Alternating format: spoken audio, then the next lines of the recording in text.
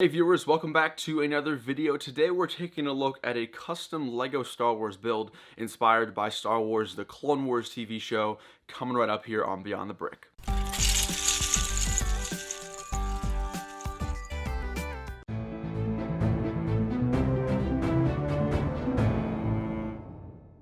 Welcome back to another video here, Matt with Beyond the Brick, and today I'm very excited to show you a project that I've been working on for a few weeks now. It is inspired by the Clone Wars TV show. If you know me or my channel, you'll know I'm a huge fan of Star Wars, and specifically the Clone Wars with that recent season that just launched. So needless to say, I'm very excited to show you what I have built and to show you guys today. Now, first and foremost, today's video is sponsored by Clone Army Customs. They have generously provided a bunch of awesome custom printed Mandalorian minifigures for us to use in today's project. So huge thank you to Clone Army Customs. If you guys want to go ahead and check out any of the minifigures that are used in this project, or just check out their website, they have a range of different products ranging from every single type of Clone Legion you could possibly imagine. Go check out and support Clone Army Customs with the links in the description. So for this project, I wanted to take a little bit of a step back in the Clone Wars timeline. So I revisited season 5, specifically episode 16, titled The Lawless. The entire episode takes place on the planet of Mandalore, which is probably one of the most prominent planets in the entire Clone Wars saga. Now, in this particular episode, Obi-Wan Kenobi is led into a trap by Darth Maul and the Darth Maul Mandalorian legions after, of course, they take control over the planet. The particular scene I decided to recreate was a really just amazing sequence when Bo-Katan helps save Obi-Wan Kenobi from the Maul Mandalorians and obviously rescue him. So right here is the image and the reference that I use mainly to draw inspiration for this project. Of course, staying true and accurate to what happens in the sequence was very important, and then I of course had to take creative liberties some places around the mock and easy to look at. But one of the most important things you guys will notice is I did use lights to actually add a drastic effect to this project. So let's go ahead and dive on into the build. The depiction is a platform that is supposedly up high in the high-rise and skyscrapers of the Mandalorian city. So of course, capturing that height was very important. Now obviously I can't build a 20-story building in LEGO, so in order to do this, I did focus on two things. Number one, underneath the actual entire mock itself, I did place some transparent clear bricks just to give it that cool illusion that it is sort of levitating and floating up in the sky. And then of course there is a huge sort of tower that goes on the back right side of the project that has some beautiful lights, and of course adding this extra height with some really cool details with light bluish gray slopes was super important. Now there are two basically different scenes going on in this project, and before I get into that, I do want to give you guys a quick rundown of how I just built the platform itself. Essentially, the entire platform is built using plates and wedge plates. You can see around the edges there are some of those sort of quarter circle wedges that give it that really nice smooth texture that makes it look super realistic, and underneath is just a bunch of interconnected plates to make sure it's super sturdy. Now, as you go towards the back right side, the right half of the mock, this is where there's a lot more structure. You can see here there are walls with some slopes on the side and then lights, which again, staying consistent with that Mandalorian architecture, which any fans of the Clone Wars will definitely acknowledge. And as you continue towards that pathway, of course, there is that larger tower, which does simulate the door, which does lead to the prison. So that was obviously a very important thing to recreate. So in total, there are 7 minifigures that were used in this mock. Again, all sponsored by Clone Army Customs, all custom printed onto official LEGO minifigure parts. The Obi-Wan Kenobi minifigure here does come with Maul Mandalorian armor. It's a sequence when he sort of goes undercover. I did take the liberty to swap out the black head and helmet piece that it comes with from Clone Army Customs and swap it for a LEGO head and a LEGO hairpiece, just to give it more accuracy to the scene that we're recreating here for the mock. So the Death Watch group of minifigures is most notably discerned by their blue sort of color, their blue armor, their blue and gray armor, which looks really nice. The main character here is Bo-Katan. She's one of the female Mandalorians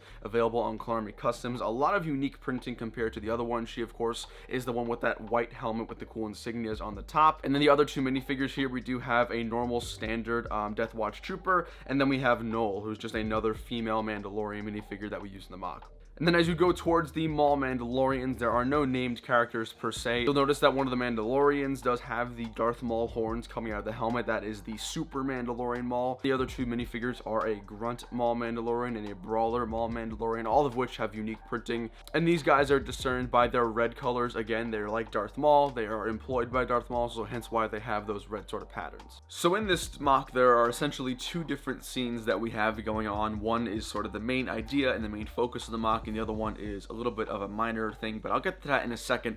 Let's talk about what the main focus and the main idea of this mock is. Of course, that is the rescue of Obi-Wan Kenobi from his security detail with the Maul Mandalorians. So in the foreground here, you have Bo-Katan. She is sort of one of the most notably named characters in League with Death Watch, and then in the background, flying, there is also another Death Watch Mandalorian trooper, which does look really nice. Now, one of the things you guys will notice is that I've actually utilized these long, transparent pipe pieces from LEGO. This is to simulate the idea that the LEGO figures themselves are actually flying with jetpacks. If you guys are familiar with Star Wars lore, one of the most important things and notable iconic things with the Mandalorians are their jetpacks. They are known for being some of the most effective fighters in the entire universe and using their jetpacks to get around and travel and use it to their ability. So that was a really important part for me of the project, making it look sleek. Obviously, I don't think the transparent poles attract too much attention, but it is important and does give it that really nice level of detail. Of course, you have the two Death Watch minifigures who are sort of pinching and ambushing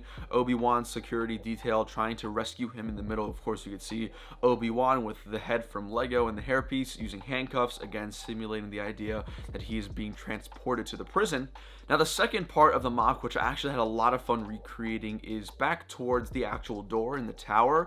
This is a scene depicting one of the Death Watch Mandalorians actually using the flamethrower on their wrist. It's sort of one of the other iconic parts of the Mandalorian arsenal is their wrist flamethrower. So I actually utilized some older LEGO pieces. These are the long flame pieces, but they actually have pins on the side, so you're able to connect them to each other, which makes it look like you have this like long streak of a flame. And then using the same technique to simulate them flying, I attached the flame to the hand of the Death Watch Mandalorian, so it looks like that particular minifigure is using their flamethrower to combat the Maul Mandalorian. Now, underneath the Maul Mandalorian, I have some awesome lights, which you guys have seen so far, and this simulates the fire burning on the ground, which again just adds another level of detail, which I had a ton of fun creating. Another part of this project which I wanted to include was a custom Mandalorian speeder that looks fantastic. It is in the scene. It's what transports the Maul Mandalorians and Obi-Wan to the platform before their ambush, and that was a super integral part of creating this project. Of course, if you take that speeder away, it's just minifigures and a platform and some cool details, so obviously adding that vehicle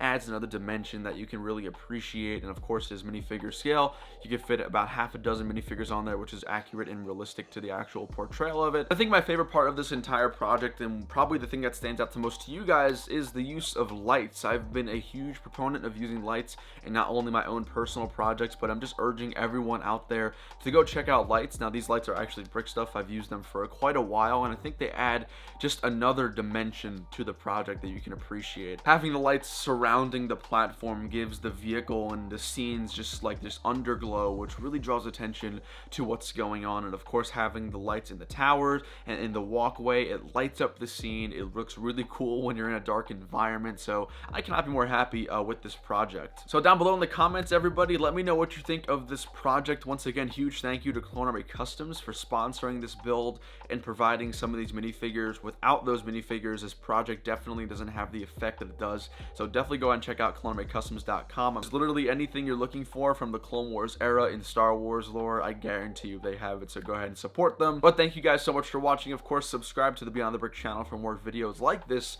coming very soon. Drop a like down below and let us know in the comments what your favorite part of today's build is. But until then, everybody, this has been Matt with Beyond the Brick signing off. Have a great and wonderful day. See you later.